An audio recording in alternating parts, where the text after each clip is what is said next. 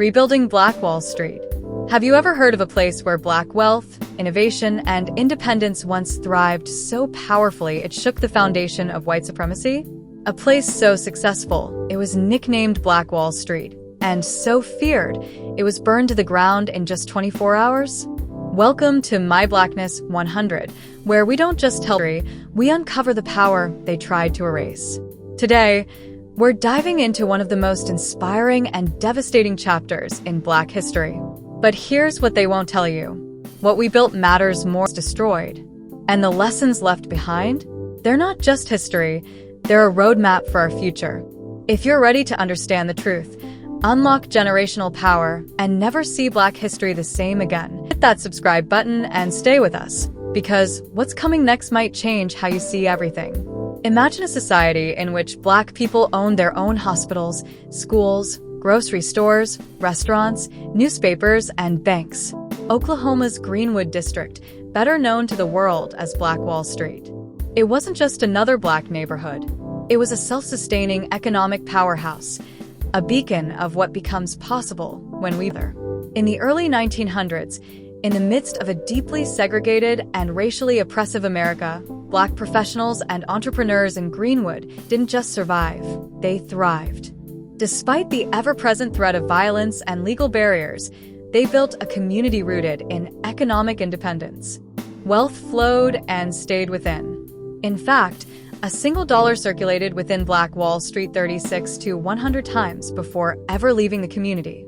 In some cases, it took an entire year for money to leave Black hands. That's not just success, that's generational wealth in action.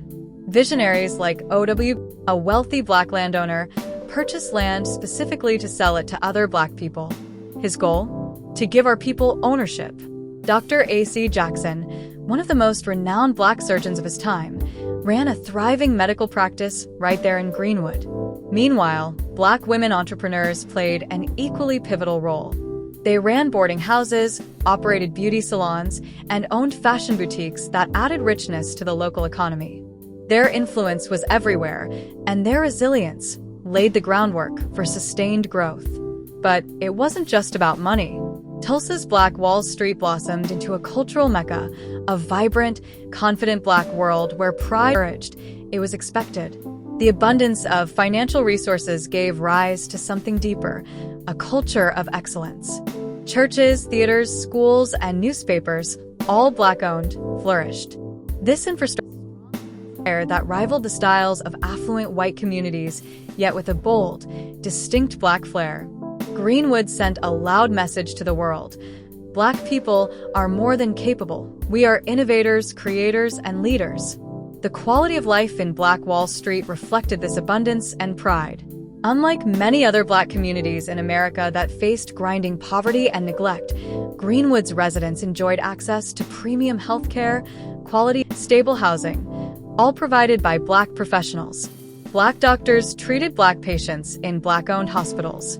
Black teachers educated future leaders in Black-owned schools. Black lawyers defended their own in Black courtrooms. This was a place where young Black children saw themselves in positions of power and excellence every day. The Greenwood community had something rare and precious: autonomy. And it paid off. Families gained wealth through home ownership, financial literacy, and business development. Wealth wasn't just earned, it was passed down. The community was tight-knit and upwardly mobile, filled with role models that mirrored the dreams and aspirations of its youngest members. This was the kind of safe, proud, and thriving world every community deserves. Even a term existed. This was Black excellence. But tragically, not everyone wanted to see it flourish. On May 31st, 1921, the dream turned into a nightmare. A false accusation involving a young Black man named Dick Rowland sparked a wave of white rage. What followed was one of the deadliest and most violent racial massacres in American history. For 18 hours, white mobs, armed and backed by the police and law, descended upon Greenwood. They looted homes, burned churches, and destroyed businesses. But what's truly horrifying is that airplanes were used to drop firebombs onto the neighborhood from above, an act that symbolized just how far some were willing to go to extinguish Black progress. When the smoke finally cleared, over 300 Black men, women, and children had been murdered. Thousands were left homeless. But perhaps the greatest violence wasn't just physical, it was historical. For nearly a century, the massacre was wiped from school books, ignored by the media, and silenced by the government. Survivors were never compensated. Insurance companies refused to pay. Justice was buried beneath ashes, and Black advancement was dealt a staggering blow. Yet the spirit of Black Wall Street refuses to die. It lives on as a reminder and lessons we must carry forward. Lesson 1. Financial literacy is non-negotiable. Greenwood's residents didn't just earn money. They understood how to multiply it. They invested in land, businesses, and one another. Today, it's not enough to make money. We must learn to grow it. Teach your children about credit, budgeting, real estate, stocks, and ownership. Financial knowledge is a shield against manipulation. The more we know, the harder it becomes for others to control our destiny. Lesson 2. Ownership is power. The Greenwood District was built on Black ownership, from the land to the businesses to the institutions. Ownership changes everything. It creates stability, control, and long-term value. We need to own our homes, our media. The power to build, protect, and expand our resources begins with owning them. Lesson 3.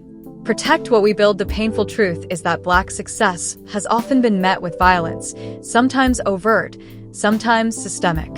While mobs no longer carry torches, structural racism persists in housing, banking, education, and justice. That's why we must stay politically engaged, fight for laws that protect Black entrepreneurs, and support institutions that guard our progress. Wealth without protection is a temporary victory. Lesson 4. Invest in community. Black Wall Street didn't thrive because of a few individuals. It thrived because of collective investment. Every business supported another. Schools taught future doctors. Doctors healed the community. Everyone had a role. That same model can work today. Shop Black. Bank Black. Hire Black.